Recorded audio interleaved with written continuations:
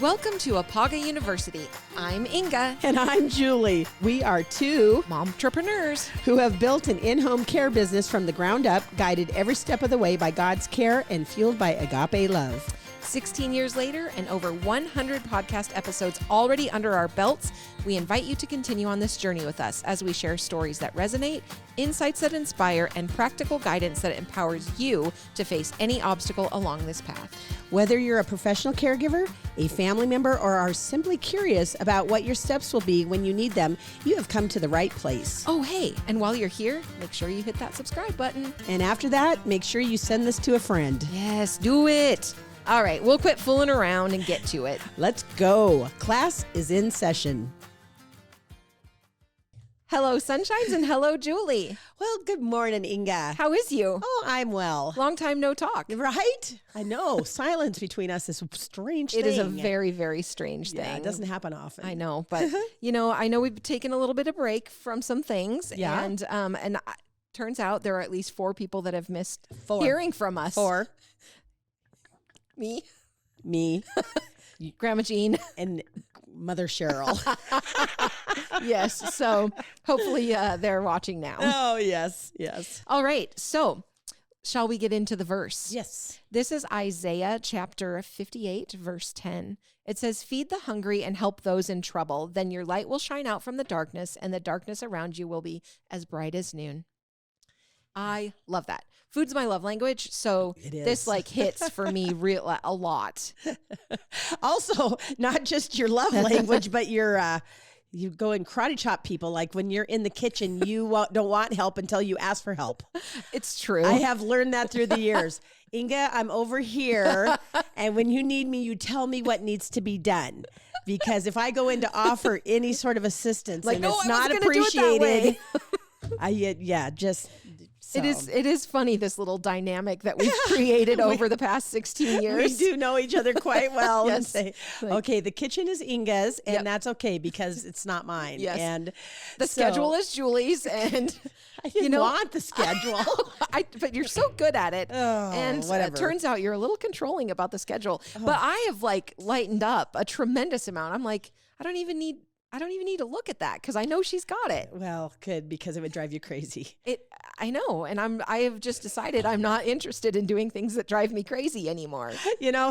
With age comes finally some clarity in what ticks us a little off bit and of what drives us wisdom nuts. on why would I just make myself crazy? That's right. I know that's going to be the case. So, that's funny. So back to the verse. Yes. Basically, today we're going to be talking about food security. Yes. There's a lot of us that are very, very blessed when it comes to food security. However, in the Bible, it does say we need to share and to bless others. And that's what we did with our office. And so for people that don't know the whole details, basically we send out invitations to our caregivers and our clients, and they come in the day before Thanksgiving. And I can't remember how many years we've done it. I know. I was trying to think back. Yeah. And so basically with that, even our caregivers, they sit and we serve them. Yes. Because in this world of service that we do in home care, we're always serving. They're always serving. Yes. And so for us to do that, and a lot of them bring their clients with them. And if they can't make it in, then they take them a plate. Yep. Just a wonderful thing. And you've always been so cute about it because you're always like, that's my most favorite day of the year. Yes. But it also stresses you out. But we always have plenty of food. Yes. This is very true. I love it. And I think the caregivers, a lot of times, even the clients are like, wait, what? You serve us? And I'm like, oh, yeah, absolutely. You take a seat and just enjoy. And then we have so much food. And I actually had people calling and texting afterwards that said, not only was the food delicious, but the fellowship was amazing. yes. And that is huge. It's so cute because there were so basically my niece Chloe has been working with us for, it's not been that long, really, less than a year. And she is moving on in her life, and she's actually moving out of state. And so many of her clients were here, and they just were so excited to get to see Chloe before she leaves. And it just brings me so much joy because I know that for a lot of people, they either live by themselves or it's just maybe a couple and they don't get that fellowship. Yep. So to be able to come here and I don't even know, meet new people and just sit and talk and take a load off, relax. It's just a great, very warming day. And I do think that even the caregivers, they get to meet coworkers that they don't always get to bump into each other because it's such an independent type style work. But for the caregivers to appreciate the different clients that we have, and for the clients to see, hey, I'm not the only one. So, you know, so there's, it's all around just a huge, huge cool thing. I always also worry about, like, again, where's everybody going to sit? But the flow is crazy. It's like, there's just never too many people there all at once. And it's just, you know, at about 11 o'clock when we open up and start serving, it just is just this constant flow. And yeah, it's great. It's my favorite day. We always tease. We usually know who's going to be the first one here. Yes. Yep. We do. For sure. Well, good. Let's move into our good news stories. What did you bring for us today? So this is kind of sweet. It's Wednesday morning in St. Louis, outside Peggy Winowski's house. It's not just the sun or the song of the birds that arrive at her front door, but a horde of hungry teenagers. They're all students from Bishop DeBerg High School, ready to enjoy a hug with grandma and a plate of hot food as part of what they together term the Wednesday Breakfast Club. But it hasn't always been bacon, banter, and bright eyes. The Breakfast Club took on a new meaning when Grandma Peggy lost her grandson, Sam, who had been a sophomore in that school with a hit and run. It was the young Master Crow who had first started the Breakfast Club, which used to meet at a nearby diner. One day he announced, "My grandma can cook better than this." And so it was then that the mediocre diner was abandoned in favor of Grandma Peggy's. Every Wednesday, a baker's dozen teens would show up for bacon and eggs until the fateful July day when the group learned of Sam's death. The breakfast became the last thing anyone felt like thinking about. But that is until the next Wednesday, when hoping to make the spirit of her grandson proud, Peggy was up before dawn, warming skillets, cracking eggs, and whipping batter. And not wanting to be poor guests, the teens came back in greater and greater numbers just about every Wednesday afterwards. They came here every day for the whole week, said Winowski. They just wanted to make sure I was okay. Oh, Sam would be so proud. Look at what he started. It melts my heart. And one of the members from the Breakfast Club says, we benefit from her and she benefits from us. It's like we feed off each other. How cute is that? I'd like to know how many eggs she goes through. No kidding. With a bunch of high school boys. That's a lot. It's a wonderful gesture, but it also costs an arm and a leg. Yeah, especially when the egg crisis was happening. Oh my gosh. But so Kevin actually just sent me something on Facebook. It was an article about the Brass Lantern, and that is a restaurant it's no longer in existence, but in Columbia Falls, where my grandparents lived. Okay. The greatest compliment you could get if you ever made anything for Grandpa was you couldn't do any better at the Brass Lantern, because that was the restaurant in town. And of course it had a very good reputation for being a good restaurant. So if you cooked something and his compliment to you was you couldn't do any better at the Brass Lantern, you know you had done a good job. Oh, that's cute. I had forgotten about that until Kevin sent me that article, and it just triggers something, you know. And yeah. Now, I don't know if you remember, but probably a year or more ago, I'm guessing around Thanksgiving time, I had told or brought the story about the kind of the one-time stranger thing that started a shared Thanksgiving meal. And now we're going on, this was the 8th year that this duo. Yeah. So I'm just going to read it to you. It says, Arizona grandma and one-time stranger celebrate their 8th Thanksgiving together.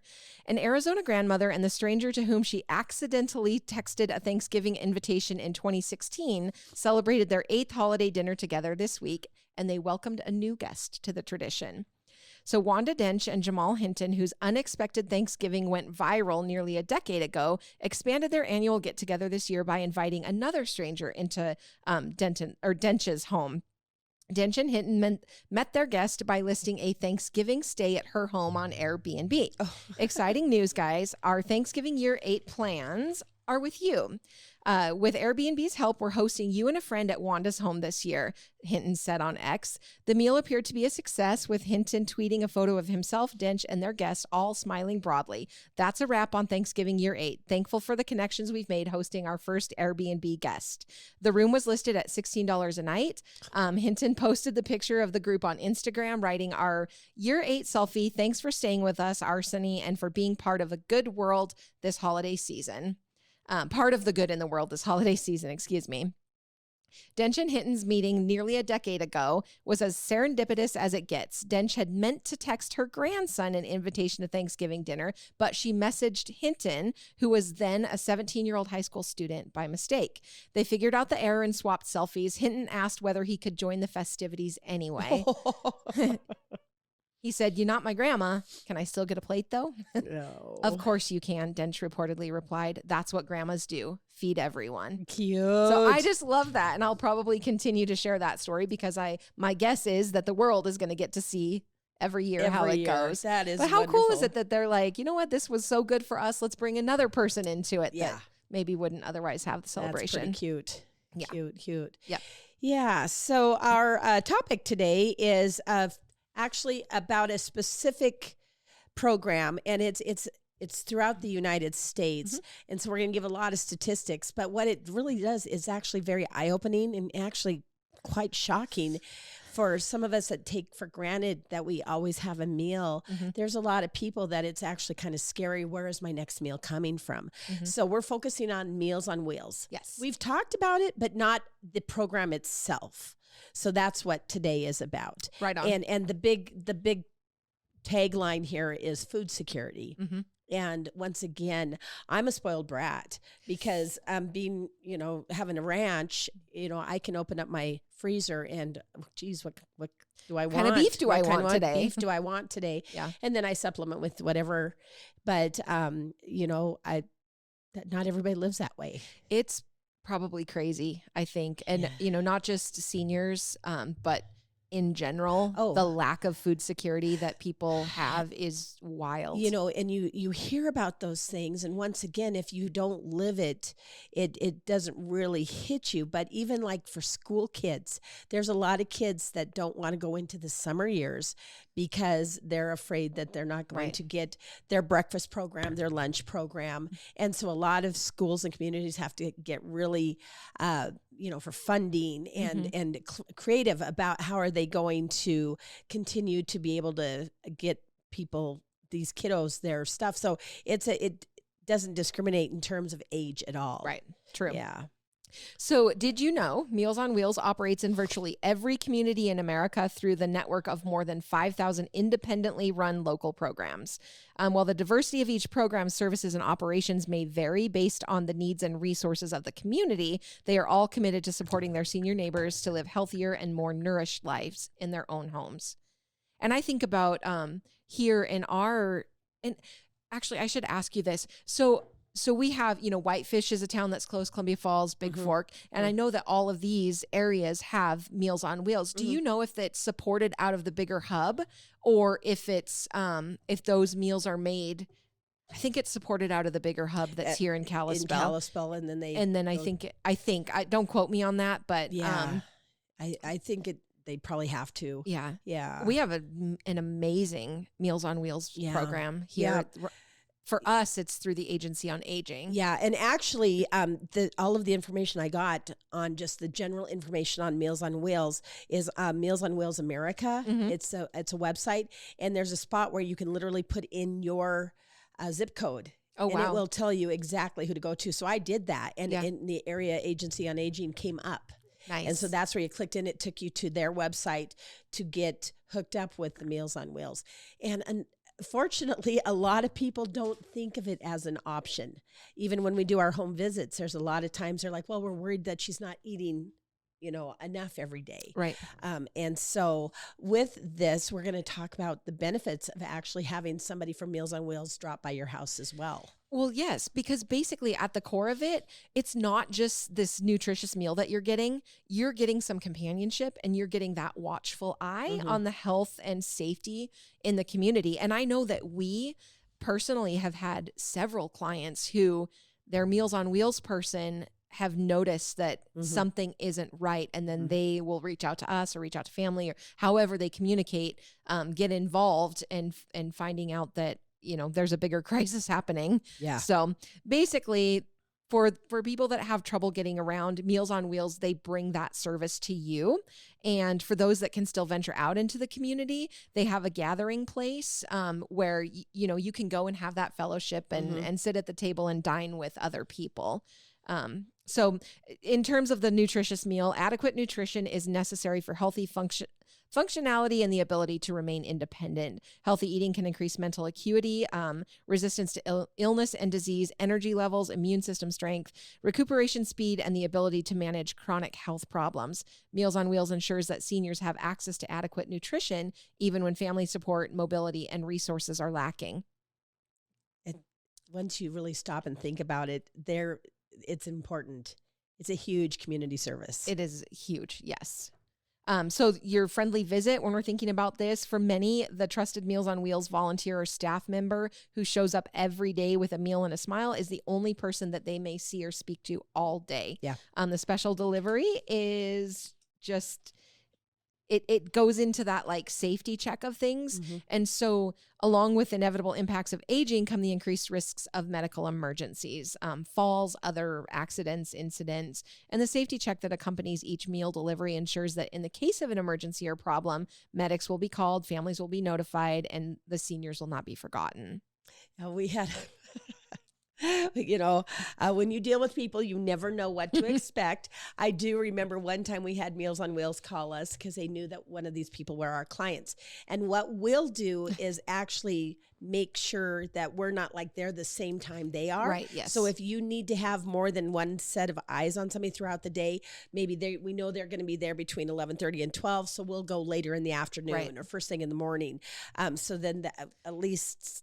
more than once multiple we've checked on him. Yep. But I'll never forget the one time one of the frantic ladies called because the mister had come to the door buck ass naked. And I don't think you can say that. No, I did. And so anyway, she was like, just warning you that this may be a thing. But actually, they have to be trained in different situations that can happen when you go to somebody's home. Yes. And one of those things, they just had to realize that this is how he liked to be the most of the time. And just to beware that you may have to quick divert the eyeballs or whatever. Look away, Ethel. Isn't there a song? Oh, gosh. Oh, isn't that like a Ray Stevens song or something? The streaker. That's funny. But anyway, I remember she was quite frantic and we were able to work around how to not make it uncomfortable for her. Yes. Because it did. Some people, that's not going to bother them. Other people, it's very offensive, even though it's just who they are. They're very, very, what is that when you're conservative and, and so. I don't know if you remember this or not, but a couple years ago, I think it was actually during pandemic, the first, like when COVID was going like the worst. Mm-hmm. And so we were not able to have the gathering here at the office, but instead we just delivered. Oh, yes. And so our littles, who are not little, but they had, young girls had gone out into the field, and they had one situation where the individual who they were delivering to had not gotten dressed at all with anything that day. So it was very eye-opening for those poor girls. Thankfully, they both grew up on farms, so nature is nature, and you know what? Sometimes it just all hangs out. Yeah, they weren't too traumatized by it. But then I think about my friend Leslie, who is very involved up in the Whitefish area through the community center there, and take for Meals on Wheels with kiddos and everything delivering. And I can only imagine, because I think we did it for a 4-H like volunteering type thing. Kiddos delivering those meals. So you'd want to be aware of where you were going. Maybe scope it out the first time, before you load up the real little one. Oh boy, get an eyeful. Yeah. Oh boy. So what can you expect from Meals on Wheels? So eligibility, Meals on Wheels focuses on caring for individuals whose diminished mobility makes it hard to shop for food, prepare meals, or socialize with others. Generally, programs serve adults 60 years old and over, although age requirements can vary by program and services areas served. People who are mobile enough to join others for meals in a group setting are where they go to the senior centers and they do a congregate type style dinner, and they could, or a cafe. Sure. Yeah. They're encouraged to do that, while others less mobile are the ones that get the home delivery. Sure. Yeah. Yeah. And that makes sense, Yeah. So payment is depending on individual circumstances. Meals may be provided along a sliding fee scale from no cost to full price. While no senior will be denied a meal because of the inability to pay, he or she may be asked to contribute voluntarily towards the cost of the meal. However, it is important to note that in other programs, additional services, there's different cost. Mm-hmm. And then there may be emergency meals for bad weather days, hospital discharge programs that are provided to reduce readmissions. And basically, you need to call your area agency and see what they have. Right. When I was actually picking up for a gentleman in our church. I was just thinking that. And so every Friday, I would pick up 7 meals. Mm-hmm. That would get him through the weekend until the next Friday. Yep. And what had happened, his family, who does not live in this area, set up just a payment for it. And but they needed somebody to pick him up and deliver. Because there are a lot of people in the rural areas. It does get a little tough being able to deliver to everybody. So you have to figure out how to do it. Some people don't want 7 meals a week. Mm-hmm. Others just want 5 days a week, whatever, because they're going to have their kids stop by. Right. Or they always go to lunch after church or whatever the case may be. Yeah. Yeah.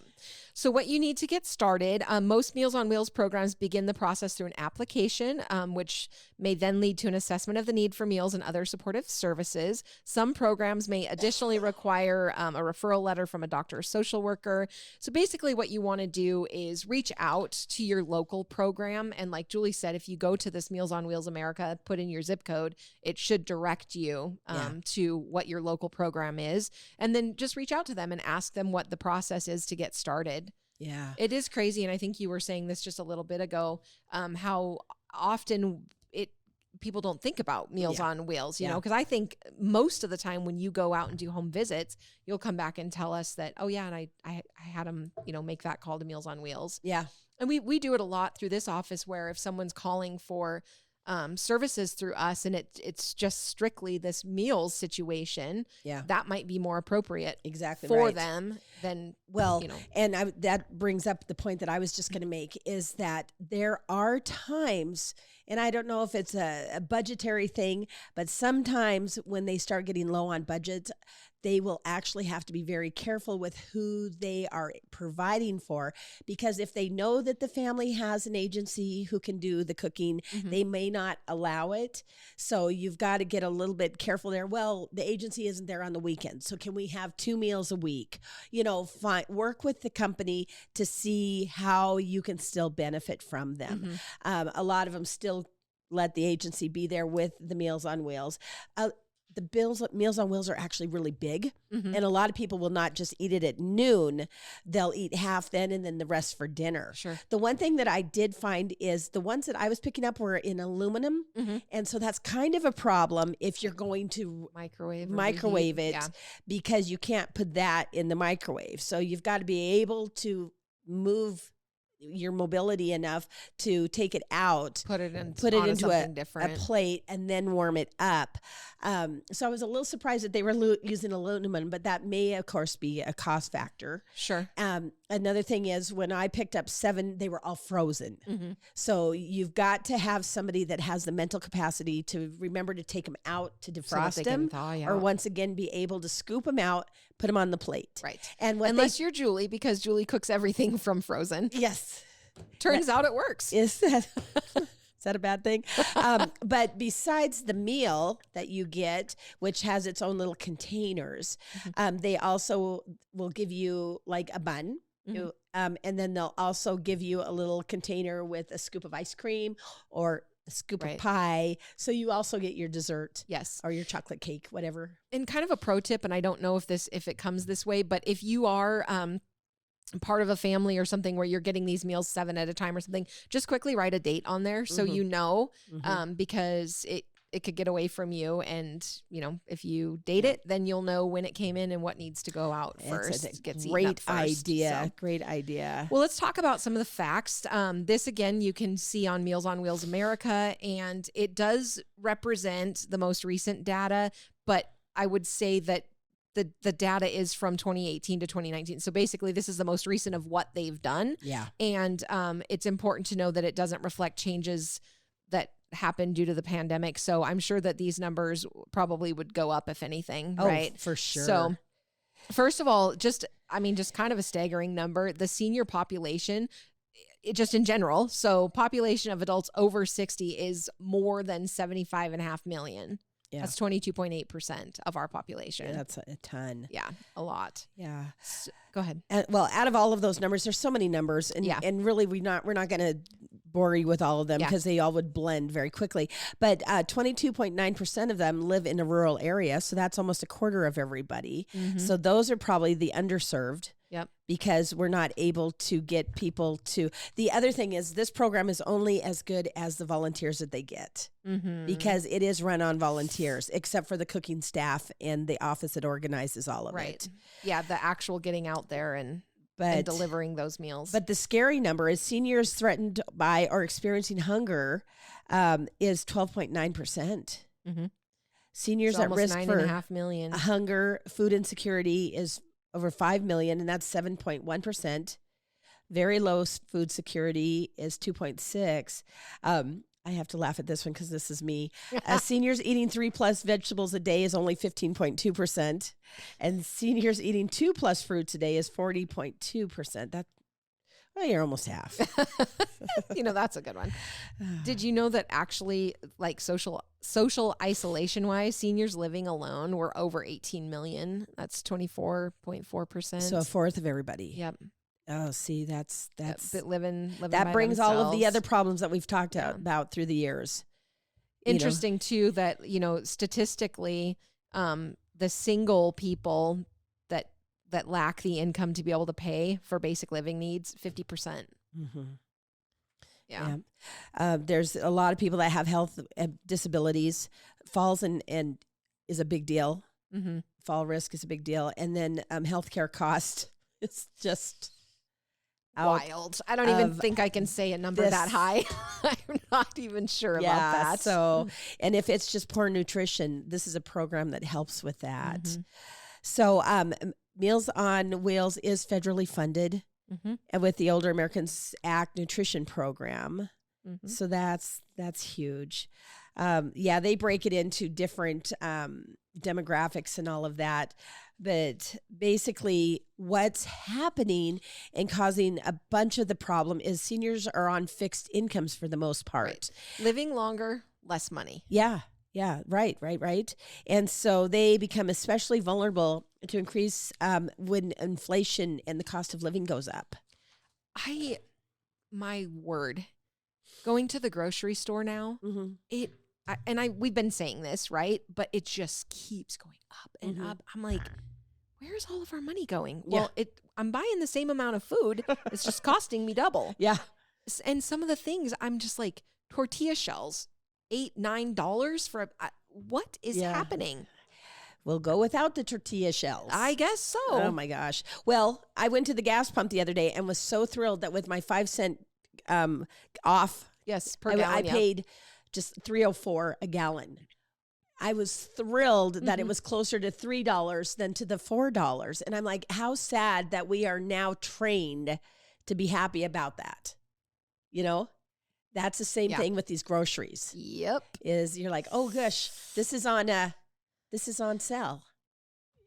And you're thrilled because it's still higher than the normal, but you're right. But it's not quite on the 5 high cents side. less than what you were thinking. Yeah. Yeah. I thought this was an interesting thing. They basically did some evidence-based solutions to senior hunger and isolation. And so they did this thing in Texas where after 3 months of meals from 2 Meals on Wheels programs, different programs in Central Texas, the percentage of participants who were malnourished dropped from 42% to 8%. Wow. In 3 months. Just adding Meals on Wheels in there. Wow. That's staggering. That is awesome. Very cool. So with that then becomes reduced cost of the healthcare services. After enrolling in a care transition program partnership in Maryland between Meals on Wheels and this hospital, the participants experienced a significant decline in hospitalizations. And that was just in 3 months as well. I know. That doesn't every study take 10, 20 years? I mean, they're figuring this out in 3 months, which makes sense to me. Yeah. If you have nutritious food to eat, well, it's going to impact everything. So, and to be honest, when I do a home visit, this is all coming together for me as you can see. I love it when the light bulb goes off mid podcast. But they're like, well, grandma doesn't really like to eat anymore, and so we talk about how are we going to encourage her to eat, because as you age, you do lose interest. I haven't yet in eating, but so protein is so huge. Maybe your teeth hurt your mouth or something, so you can't eat the stuff you used to, but let's find things that you're going to like that are high in protein. Right. I also talk a lot about like getting Boost or Ensures, those kind of drinks, the protein drinks. Not everybody can afford those. True. So this is a real interesting big picture of and just think about so they say 92% reported the Meals on Wheels helped them to continue to live independently. But so when you lose the ability to do your own meal preparation at home, and it can be stamina for some people, just they can't physically make themselves a meal, right? When you lose that, you can't be at home. Yeah. So, wow. It's important, I guess, is what we're saying. Very, very important. And then not just the nutritional factor, but also social isolation and loneliness. Among people living alone, those receiving daily delivered meals were significantly more likely to show improvement in feeling of social isolation of over 15 weeks in the Meals on Wheels program. So they say that once they receive regular visits by a meals volunteer or driver, it makes them feel safer. Just to know that somebody's checking on them, just to know that somebody cares. Yeah. I just take that for granted. And here's what I would, true. Agreed. How much joy does it bring to the people that are actually delivering the meals? Yeah. I would think that would be like giving multiple people food every single day. Yeah. That would be like my best day. Yeah. I love it. That's I actually had to giggle one time when I went in the back door to get that week-long sack of goodies. As I was walking out, one of the Meals on Wheels drivers was obviously in a better economic state because he was actually delivering in his Corvette. Cute. But I am so sure that he felt so blessed to be in the health and in the status that he was, that he felt that he had to fill his own soul cup. Yes. And deliver. And he just got a kick out of just being able to get out there. How fun would that be? Yeah. Just driving around in your Corvette, delivering you're Meals counting on your Wheels. blessing while you're giving blessings. Yes, absolutely. Yeah. So basically, again, kind of going over the benefits, healthy meals, all Meals on Wheels clients receive healthy, age-appropriate, nutrient-dense, portion-controlled meals that align with the most up-to-date dietary and hydration guidelines. They're hot and or cold meals that are provided to primarily homebound individuals in their homes on a regular basis. They do tailor those to people if there's any type of like a medical dietary need. So I'm sure that's on your questionnaire or whatever that you go through that application process. The supplements that you were talking about, this might be something that is available. Ready to drink beverages that provide access to a range of nutrients consumed to support older adults in meeting 100% of their daily nutritional requirements. They would be provided on a nutritional need and most likely under the consultation of a registered dietitian, right? Or dietary nutritionist. Yeah. Education, you're going to get some education along with this. You're going to get some counseling, nutritional counseling along with this. I would say in most programs, maybe, again, we've talked about every program is local, so they're all going to be managed a little bit differently, but as a whole, this should be what you're getting. That's awesome. And that doesn't happen at every place. Right. Every community has whatever they feel their biggest needs is. Yep. I'm sure they've done a huge needs assessment and risk assessment type study. And they say, you know what, the biggest thing is just get the food out there. For our community, this is what we need. Yeah. And so some other places also have the benefit of more money. Yes. And so probably that's where the protein shakes and all of that comes in. But, regardless, how blessed are we to have any of it? Yes. So, sure. So basically, they say that there are 251 million meals served annually in America. To 2.2 million seniors. Yeah. It's a lot. Yeah. And 7 of 10 local programs are facing higher demand for home-delivered meals, even since the pandemic. Mm-hmm. So that's that crazy. Makes sense. Yeah. So the services really that you're getting with this socialization opportunities, because I know the delivery volunteers, they don't just throw it to you. Right. I mean, they're going to check in. Yeah. Basically, as you talked about earlier, these individuals are trained, right? So they're looking out, they're keeping an eye out on things that are different or something's not right, and reporting those things. They're going to be watching for safety issues in the home. They, I'm sure, would be trained to also, as they see needs, probably make recommendations on other services that are available in the community. Yep. And then, it just goes on and on and on. Really, it is just that watchful eye. Yeah.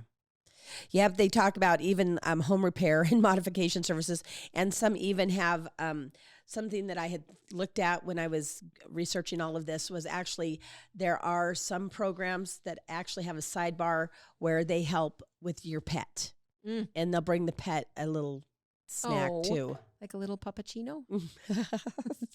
Puppuccino. Oh my gosh. Speaking of pets, our black lab Perry is hilarious. So I feel so bad for Kevin because Kevin's the feed guy, right? He breakfast, lunch, dinner, it's always Kevin. I'm going to sneak him a treat guy, right? But Perry dog, the prairie dog, she in the morning when it is time for her to have breakfast, she will pester Kevin relentlessly.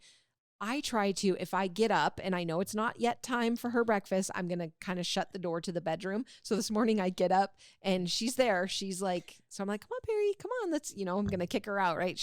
Close the door. She gets halfway to the door, turns, sprints over to Kevin's side of the bed, and it's just right in his face. And all she wants is to be fed. Oh, it's so funny. Get up. I'm hungry. Yes. What are you doing? Kevin said she has this new terrible habit with her. She gets inside and outside food. Oh. So the outside, he has a very specific routine on how he feeds out there. He's got his portion. Bailey's got her portion. Well, the dogs are somewhere in the middle of what the chaos that's going on out there. Well, Perry has started this thing now where she just barks at him. Oh no. She just barks and barks and barks until she gets fed, and he is just not going to budge. This is the routine and this is how we do it. So he has to just listen to her bark until she gets fed. Oh no. I would be trained. 2 feedings and I would be like, okay, you get yours first because I can't listen to this. That's funny. Yeah. Oh Lord. Back to the human food. Oh yes. Sorry. I so there are significant challenges to this program because the programs are struggling. Yep. And one of the things that I did see on the website is several little yellow buttons that you could push to donate. Mm-hmm. And so then I pushed on that to see what it was. And they had different, amounts of money that you could, was it a one-time thing? Was it an every month donation? Right. So basically they're saying that nearly every program reports one or more challenges to serving home delivered meals. Lack of funding to pay for meals, difficulty recruiting and retaining volunteers, which everybody has staffing issues, right? Rising food prices, like you were talking about, difficulty hiring and retaining enough staff besides the volunteers, escalating gas prices, and then continuing supply chain issues. Yeah. Yep. Because that's pretty scary that you have somebody they're dependent on this. It's crazy to think 97% of the local programs believe that there are seniors in the community who need meals and are not currently being serviced. Wow. That's a lot still. Yeah. And once again, you're hoping that training or telling people will get to the right ears to help. Maybe they know their neighbor is struggling or something. Right. It takes a phone call. But there's also pride. There's a lot of people that they don't want to accept that they need help. Well, and we've had it happen. There have been one or two that just really don't like them. Yeah. They don't think those Meals on Wheels are very good. I like them. I mean, we've done some volunteering things through the United Way before where they actually serve a meal from prepared by Meals on Wheels. And I have always thought that they were really good, actually. They try their darndest with what they do, but there's always going to be those. Oh, yeah. Yeah. Yeah. Then there's all those that also, for the love of Pete, I can't get over it. Didn't we have a couple clients that do not like leftovers? Mm-hmm. So if they don't eat it all at once, they won't finish the it. Leftover. Yeah. I prefer to put my leftovers in the refrigerator and leave them there until they sprout mold, and then go, why did I save this again? Oh, that's funny. I'm getting, the older I get, the better I'm getting about not letting my refrigerator get disgusting. That's funny. We, my husband and I will have 2 or 3 nights, and then the next night he'll say, what's for dinner? I go, leftover delight. And I just pull it all out, and there could be some Mexican and some roast left and some whatever, and I'm just like, chunk it all together. Whatever you like, let's nuke it and call her good. That's awesome. Yeah. I do that for breakfast. Oh, I'm the weirdest you are person. Weird. I love weird about breakfast. I don't make my family eat the dinner leftovers for breakfast, but and the weirder the better. And I actually I do not mind my food all mixed together. Yeah. Some people, it would just make Carmen, them crazy. My sister-in-law, Carmen. Man, if you touch anything, forget it. It's just done. She's out. I did get different containers this year for our Thanksgiving delivery. They actually had like compartments in them. So I was trying to be a little more cognizant of that. Yeah, that's funny. Yeah. So, boy. Cool. Wow. I think that's pretty much the most of it. Once again, 251 million meals served annually, 2.2 million seniors. That's a lot. That's a lot of people. That is a lot. It's an great incredible program. If you find a way that you can help, whether that's being a volunteer, we just really encourage you to do that. And if you know of somebody in your community that you think could benefit from a program like this, we highly encourage you to look to see where you're at. Just to see, make that referral. Yeah. See what you can do to get them pointed in the right direction. Yeah, for sure. One thing that my church does is every Monday, they're part of the Neighbors in Need. Mm-hmm. And at one of the churches, they have a dinner once a week. And I think every church does something like that, like every different day of the week or something. So there are a lot of programs out there. You just have to call around and see what's appropriate for your needs. Yep. So back to the Grandpa saying. Yes. Grandpa always had a few little sayings. One of them that I can't necessarily probably shouldn't repeat because there was a neighbor that wasn't that great of a cook. And so sometimes when Grandpa was teasing, he was teasing you. It actually was good, but teasing you that it wasn't, he'd say, oh, so-and-so must have brought it over. because when so-and-so brought it over, it wasn't very good usually. Oh my gosh. He had some great ones. And ones that like now, I don't know that you could get away with saying. Like he would always tease us, oh, that's pretty good for a girl. Yeah. It was meant in an enduring way. Oh, like absolutely. he was so he was a big softie. He was also a very respected man, and he always held positions in his life that he was the leader. And so I think people, I don't think people feared him necessarily, but I think they just respected him. Respect is a big deal. And so, but deep down, man, he was a softie. Oh, it makes me sad that I didn't get to know him. Oh my God. Because that's right when you and I had started our business. I remember all of that when he passed. Yes. So he's a good guy. I'm going to try to go back in the steel trap and see what else I can come up with from Grandpa Fisher. Well, I will need that because occasionally I don't do my 100% job here and I forget the grandma saying. I mean, we have over 100 episodes, but we did take quite a significant break. So it's like we're learning Getting all back over on that again. bike. Yes. All right, guys. Thank you so much for tuning in. And we're glad to be back. Yes, indeed. Peace out, Girl Scouts. Have a good day.